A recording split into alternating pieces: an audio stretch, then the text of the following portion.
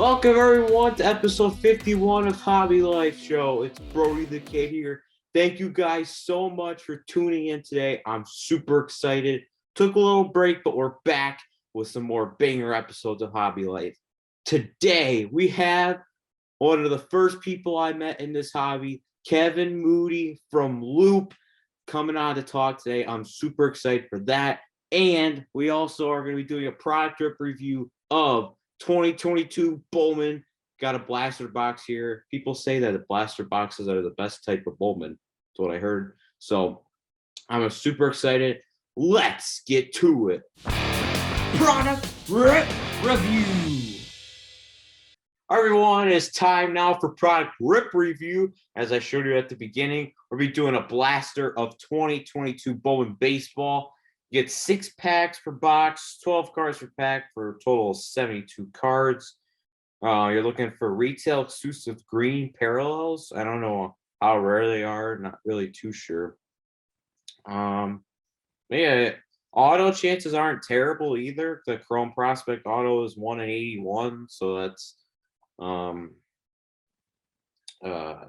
like 15 or 16 boxes. So I mean, like, well, that's too much. I feel like now that I think about it. Like 13 or something like that.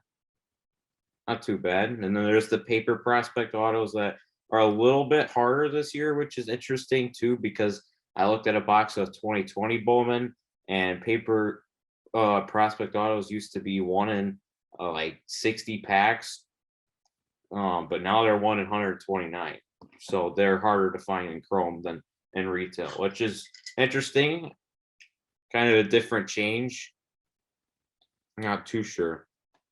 I think it's because mainly if you got a Chrome auto back then from retail, it was usually a numbered one, so they were kind of harder to find.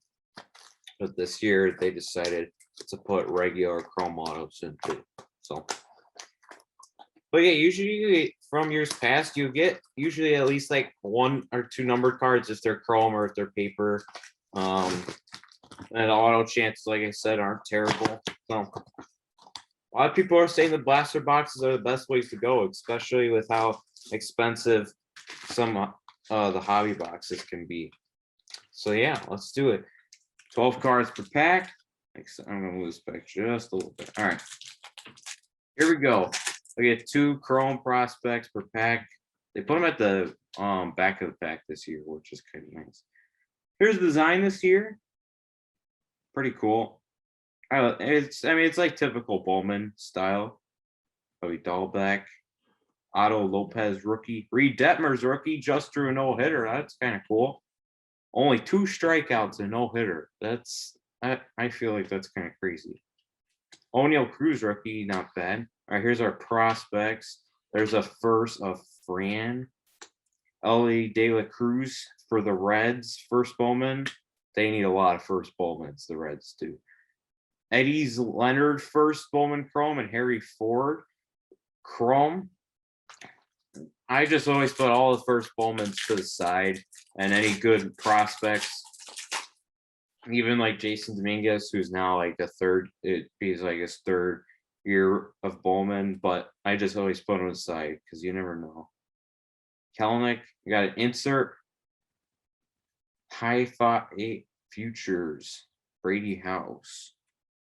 That's a new insert, I think. Hi-Fi Futures. I don't think they've done that one before. It's cool. We have a Luca Tresh first Bowman for the Royals.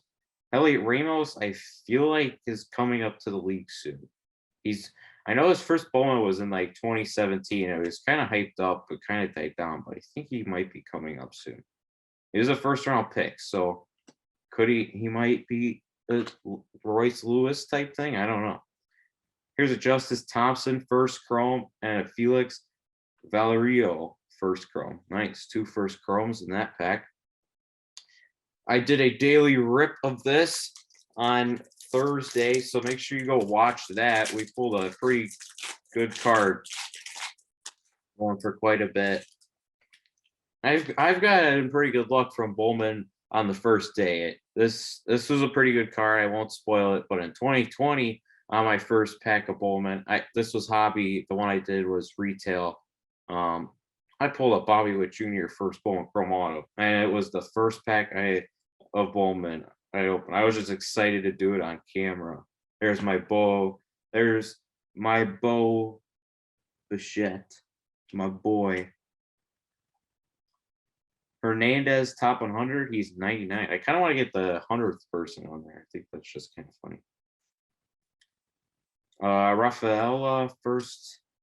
Alcantara. Jackson Trio first. Rodolfo first. And Herbert Perez Chrome. All right, halfway through. We're getting, I mean, nothing like crazy, but we're getting a lot of like first Bowmans. And you get the 2 Chromes per pack, which is nice. Freeman, Seth Beer, rookie, hit that walk off day 1. Diamondbacks somehow still doing pretty good. Brandon Marsh also a good one. I see green in the back there. There's our retail parallel there talking about. Jackson Kowar, rookie of the year favorites. Carlos first Bowman of Everson Arteaga. Brady Allen first. And we have a first Bowman of James Wood to 99. So that might, this seems like a regular green. I don't know. Because it's like the fixed stock, like parallels and Bowman, like top Chrome usually are. James Wood is a first Bowman, so that's nice. He was a 2nd round pick in 2021, so that's not bad at all. A position player too. All right, I'll look into that because it says look for the retail exclusive green parallels, but that just seems like it'd be a regular green you'd find in Hobby Box. I mean, there's green pattern, there's neon green. Maybe they're talking about the neon green parallel. I don't really know. But still, either way, very cool. Even if it is the retail exclusive parallel, it's a 99. So it's definitely not guaranteed in a blast or anything like that, if it is that. There's Anthony Rizzo, first player in MLB to hit 10 homers. There's Michael Trout. There's a new insert too, Blaze Jordan. That's cool. I feel like I'm going to say that wrong though, because some of the Bowman, that's kind of like a crazy name, so I feel like I'm going to say that wrong. There's a Jorbit Vivas first Chrome and a Jason Dominguez Chrome. I like it. It hasn't had the hugest start, but let's be real here. I mean, he is only like 19, I think. 19 or 20, what was it? Birthday to 03, February 7th of 2003. So he's 19. So he's not very old yet. He's only 5 years older than me. So gotta give him time. There's a Jake Burrow rookie. I like that for my White Sox. Nick Madrigal. I don't like that Nick Madrigal is in a Cubs uniform. That trade didn't do us very much good. Josh Young on the Bowman Chrome, 38th prospect.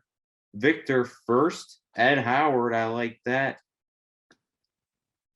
Wilson first. Dustin Harris first Chrome. And Logan Cerny first for the Phillies. Nice. All right. So, yeah, I'll go back and see like if there any of those guys were high round picks of the first Bowmans. Ed Howard's cool, too. Grew up not too far around from where I live, so it's pretty cool. All right, let's move on with the show. Product review. All right, everyone, it's time now for our interview guest today, Kevin Moodie from Loupe, the app. How are you doing today? Hey, Brody, I'm doing great. How are you? Doing awesome. Super excited. This guy is the man who got me really into the hobby, guys. And you'll learn a little bit more about that as we go through the interview. It's a pretty awesome story. It's great that we were able to kind of, cultivate that a couple of years ago at the National. And I mean, look at you now. You are one of the most important voices of the hobby, specifically with kids too. So the fact that you've been able to kind of grow over the last couple of years, I mean, shoot, I'm a guest on your show. You have a show, which is awesome. So it's just remarkable what you've been able to do the past couple of years. Oh, I had a great mentor. All right, let's get right to it. First, simple question. How did you get into the hobby?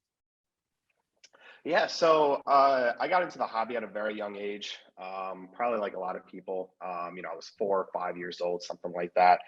Big sports fan, been a big sports fan my entire life.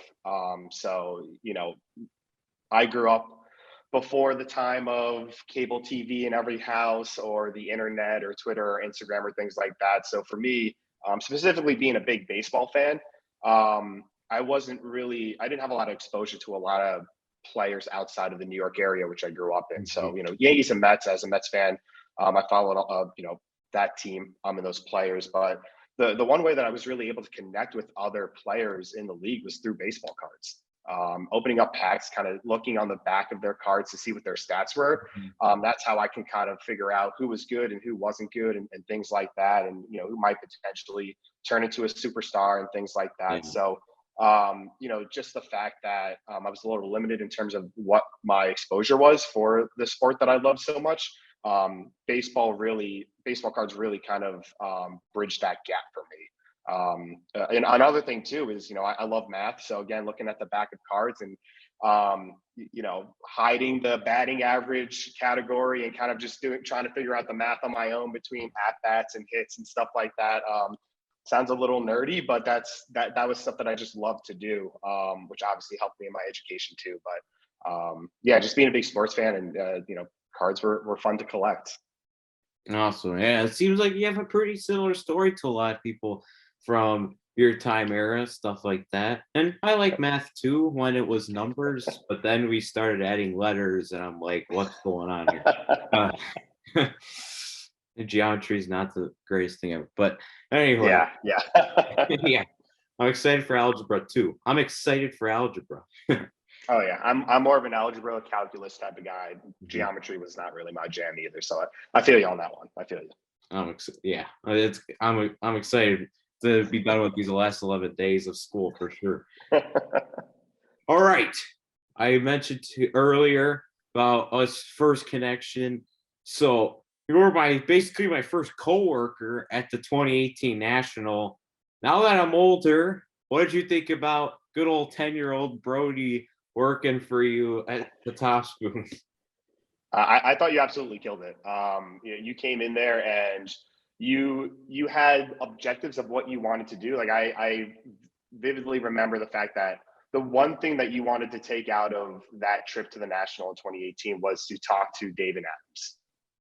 And you were able to do that, which was absolutely awesome. And I know they hooked you up with a couple boxes, and hopefully you pulled Yeah. something good Mhm. out of them. But overall, I mean, you were great. I mean, I know the year before, I think that's kind of where the foundation started, where you came to the Tops Q&A in Mhm. 2017 was when it was in Chicago, right near where you live. And Alan Nars, who I'm sure you still are friendly with Yeah. every time we go Mhm. to the National. He's a big he's a big person in the hobby too. He was really impressed with the question that you asked that previous year. And so he worked with me and all the people on the marketing team at that time, Dan Kitten and Susan Lejudai, or as most people know her, Suze, to get you to the National that following year in Cleveland, and to have you be kind of the ambassador for Tops. And kind of that your love and passion for the hobby and for card collecting really showed that year while you were helping us out. You interviewed guys like Scott Rogowski, who was Mhm. really big during the trivia thing that he was hosting. I can't Yeah, remember, Trivia HQ. I had that app, I think, on my dad's phone for like a year or so after that, playing it all the time just for fun. Ugh. Yeah, and I know, and I know Alan was you were kind of his right hand man for all the pack wars every single Mhm. time we did them, and Alan really got a kick out of you helping out. So you were fantastic. You were phenomenal in my eyes. like I said, I had a great mentor. But yeah, Pack Wars has evolved too. I got to get mic'd up last year for Pack Wars, which was awesome. Yeah, like you said, Alan's awesome, and it's just crazy to look back at that Cleveland National. And you are right. All the other nationals, I've talked to Adam for a little bit every year. Every year. It was a must need. Yeah, keep that relationship going. And I think again, you look at from the 2018 national where you were, an ambassador for Tops, and last year at the 2021 national, you were the kid ambassador for the entire show. The 2021 national kid ambassador. Like, you took huge leaps and bounds, from what you did just a few years ago to what you did last year, and I'm sure you'll continue to evolve that in 2022 in Atlantic City. Hopefully, I'll see you there. But I will yeah, be there. Perfect. I'm looking forward to connecting again in person and catching up. But yeah, the hard work that you put in for that first year, that set you up for success the following years and even up till last year too. So all the credits to you. All the credits due to you. It really means a lot, but part of my cut goes to you, mentor. Of course, absolutely, yeah. All the right. 10% managed the finder's fee. That's what I get. The finder's fee for you. All right, back to you. So Yeah. after your run at Tops, you took a job outside the hobby. What was it about Loupe that you saw greatness and potential for this app that you took a job there? Yeah, so Loupe was really interesting, and for those of you who aren't familiar with it, Loupe is an app where you can go on there, and it's kind of like a virtual card show, right? Like, we've got different shops on there at all hours. We're sports cards 24/7. So at any moment, you can hop on the app, and you have a variety of shops that are on there. They'll do personals, they'll do repacks, they'll do auctions. So, if somebody doesn't have a local card shop nearby them, or, it's 9 o'clock, 10 o'clock at night, your local card shop is closed, you can come on to the app and, still get that fix for ripping cards, or even just talk to people, who share similar interests, within the hobby. So I think the big thing with Loupe, there were a couple big things. One, I just miss the hobby so much, working within the hobby and the industry. My time at Tops as a marketing manager was fantastic, and I loved everybody I worked with there.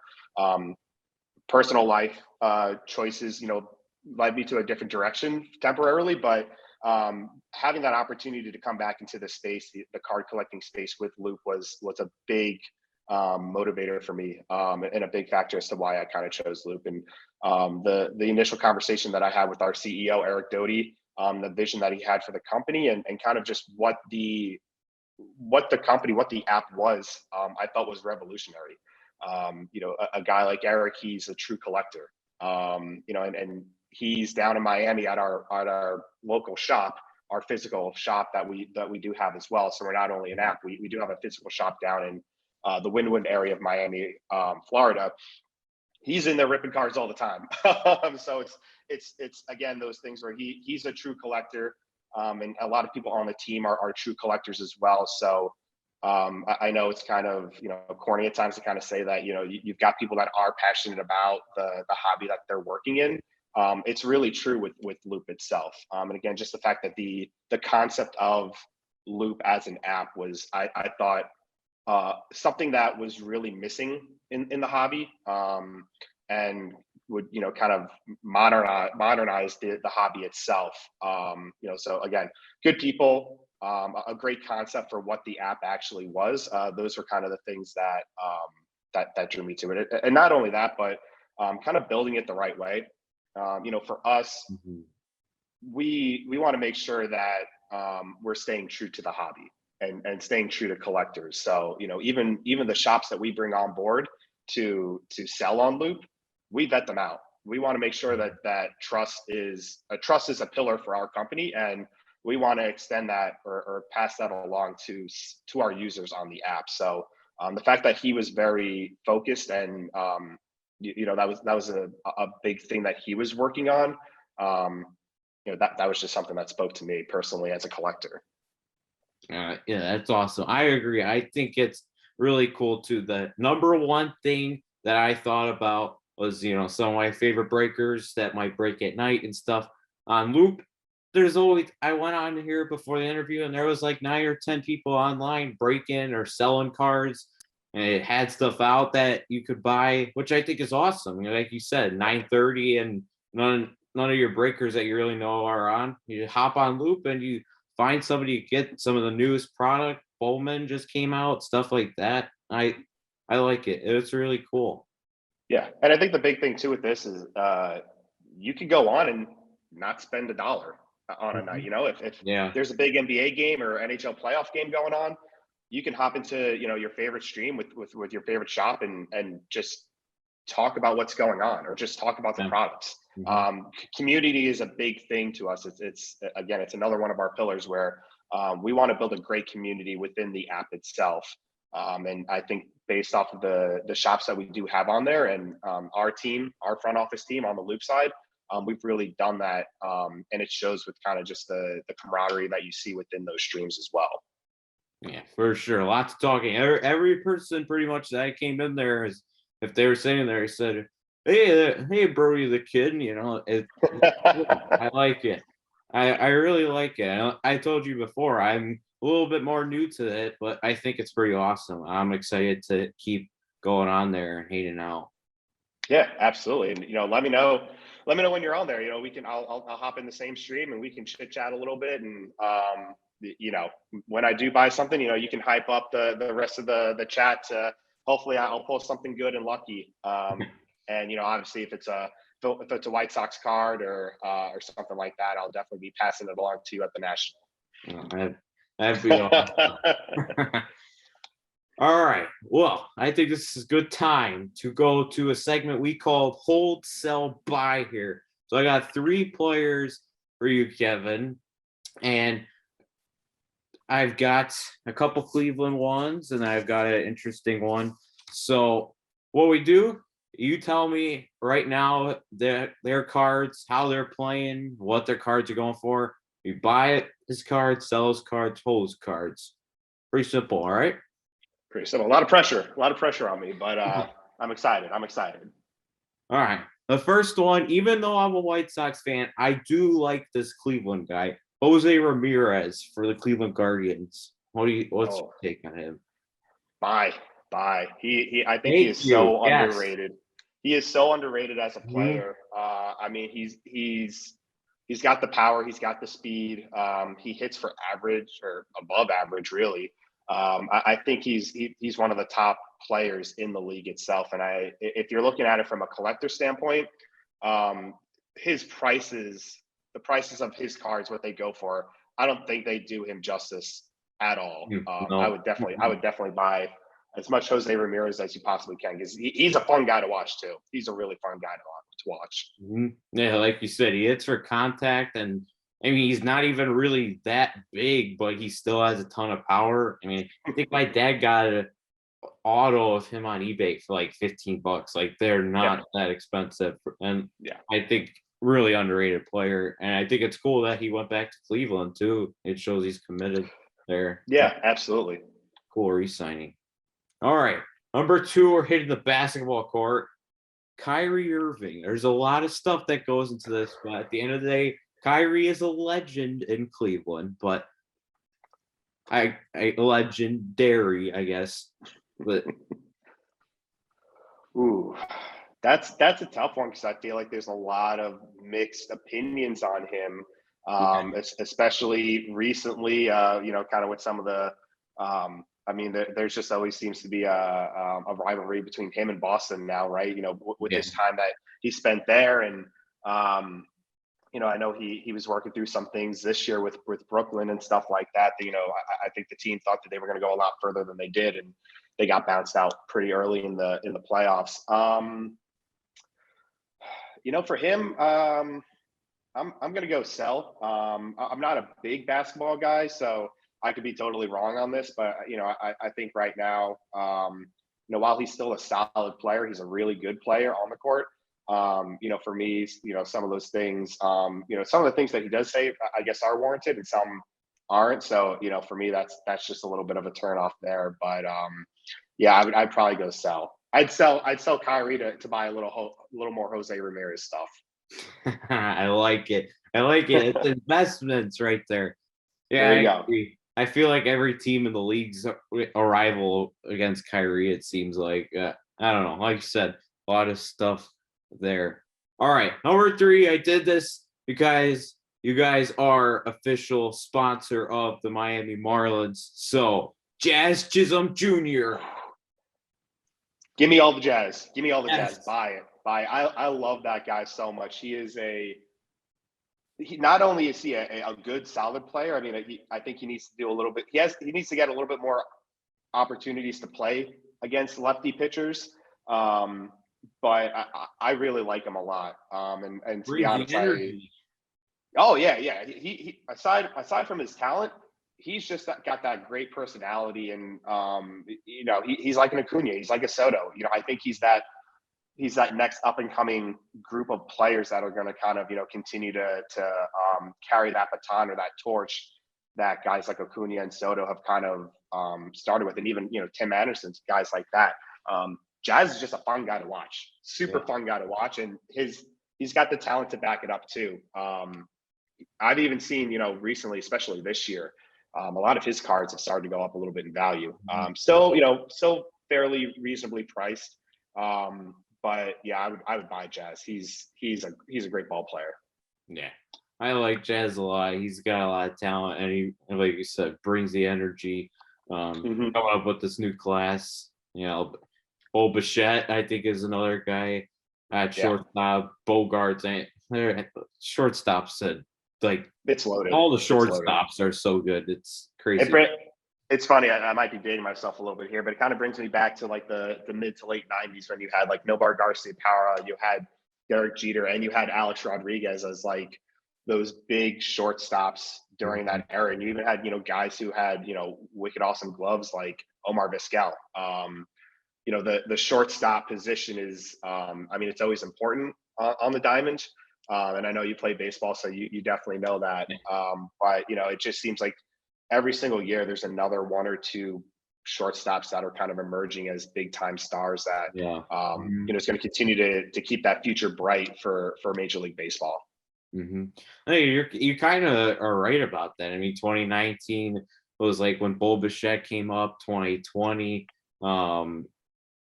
you got like Jazz starting to come up, Tatis and stuff. Bogarts was like 2017. Like, yeah, it just kept. And then, every year. What's been the biggest rookie chase for 2022 tops this year? Wander Franco, guy that plays shortstop too. Yeah, he plays shortstop too. yeah, it's wild. It's wild. Yeah, for sure. All right. One last question for you concerning National a little bit. I know that you guys are going to be doing and announcing the America's Best Card Shop at the National, which I'm really looking forward to. You could tell us about that, and also tell us about anything cool you guys else got coming up, either before the National, at the National, anything else. Yeah, absolutely. Yeah, so America's Best Card Shop, the nomination period just ended a little less than 2 weeks ago at the end of April. And our big objective for that was just to put a spotlight on local card shops, because they are the backbone of the industry. Without them, there really isn't an industry to an extent, right? So a lot of times I think that you've got some great card shops that are just day in, day out doing great things for their local community, not only for the collectors or customers that go in and shop there, but they're sponsoring little league teams, or they're helping just bring the community together as a whole in those small little towns, or sometimes big towns. So that was kind of the big objective for America's Best Card Shop, just kind of trying to find and highlight those local card shops and just give them the credit where the credit's due. We have a great panel of judges who are now going to kind of vote for their final four, so to speak. We've got DJ Ski, who's done a lot of great stuff with Tops. Kind of mixing music and art, within card collecting. Driving a little car around the National last year for a little bit there. yeah, I remember that golf cart thing. Yeah. So yeah, we've got him. We've got our CEO Eric Doty as a judge. We've got Kevin O'Neill, who's director of hobby sales for Tops. We've got AJ Dillon, who's a running back for the Green Bay Packers. And then we've got somebody who you know very well, Susan Lujudai, Suze, who's been a hobby veteran for a while now. You know, working at Tops, working at Golden, working at Beckett, and just a lifelong collector too for herself. So you know, we felt like we got a good mix of collectors and just hobby enthusiasts for that panel of judges. And yeah, we're excited to once they kind of narrow it down to the final four, we're excited to kind of flip it back over to the general public to vote for that winning card shop. And you know, for us, there's a grand prize of over $50,000 for that winning shop, and we'll announce that at the national at some point. Awesome. During the 5 days. And it doesn't only stop there, because some of the prize packaging stuff will benefit the shop directly. You know, whether we, you know, do some trade nights or anything like that, some events that make sense for that local card shop to do. And not only that, but they get a guaranteed contract to stream on Loupe, which will just give them an opportunity to connect with collectors outside of their tight-knit community, which is again the great thing about Loupe. You know, that you've got a shop that might be in Virginia, and they're able to kind of connect and get exposure to collectors across the nation, which is great. So just another great perk of the winning shop that they'll be able to stream on Loupe as well. That's cool. It's almost like if you see like Nikola Jokic wins the MVP finals, but I live in Chicago and I don't get to see Jokic play that much. Oh, he's in the playoffs. I get to go watch him here. It's like stuff like that. Kind of cool. And I do like that panel of judges a lot too. I mean, you have an artist that's done stuff for Tops. You have somebody that works at Tops. You have the CEO of your company, like you said, loves rip and wax. You have AJ Dillon, who's a running back in the National Football League. And you have Suze, who, like you said, has been a hobby veteran for a long time. So you got 5 pretty much completely different perspectives going into the judging, which I think that's a good thing. That's a great thing. Yeah, absolutely. You know, we didn't want 5 the same people or anything like that. And you know, we were able to kind of get some of those judges through our partnerships. You know, we've got PSA, we've got Blowout, we've got All Sports Marketing, and we've got Tops who really are passionate about this initiative and this program as well, where they wanted to come on board and they wanted to provide support for this. So, you know, that's how we were able to get Kevin O'Neill in there as well. You know, again, he is the guy at Tops who knows the most about local card shops. So it only made sense to have him on there. But yeah, you're right. You know, 5 different perspectives will really give us we're hoping a wide variety of Final Four shops for the public to kind of, you know, decide. Yeah, for sure. Yeah, absolutely. And you know, I know you know, just going off of America's Best Card Shop too, I know you said that you're still kind of new to Loupe and, you know, checking out. And, you know, I think for a lot of people, it's a big change from, you know, going into a card shop physically and, you know, being able to check it out and you know, buy packs that way. You know, Loupe gives you that opportunity to buy at any time, 24/7. And, you know, not only just buy from one shop, you can buy from multiple different shops. You know, one thing that we're doing big right now is we want more people to try it out, you know, test it out, because we think that the app is great. And, you know, once you get on there, you're going to really love the shops that are on there, and you're going to love the other people that are on there buying cards too. So, you know, anybody that's new that downloads the app, we're giving them $20 right off the bat to try out the app on their own. So, you know, if you're looking for, you know, a pack of Topps Tribute or something like that, you know, you get $20 off right off the bat. Makes it a little bit easier to pull the trigger on buying something. So that's something that, you know, we're excited about doing as well. Very cool. All right, before you go, Kevin, tell us. Well, I would say the Miami Marlins socials too, since you guys sponsor them. But I mean, that one's kind of obvious. But give me where you can find you and Loupe, the app, on the socials. So I think, you know me, I'm a big company man. So, you know, people don't need to follow me because my content isn't that great. But I do oversee our content team, and they put out great stuff for Loupe themselves. So at Loupe the app on Instagram, on Twitter, on Facebook, and on TikTok. We're all across the board for all of our socials. So at Loupe, LOUPETHEAPP. Follow us on Twitter, Instagram, TikTok, Facebook. We're everywhere. So those are the handles. That's where you're going to get the good, awesome content. Not so much from me, but definitely from the app itself. All right, everyone, make sure you go check the app out. And like Kevin said, you get $20 when you sign up to get a little money off of that first pack you buy.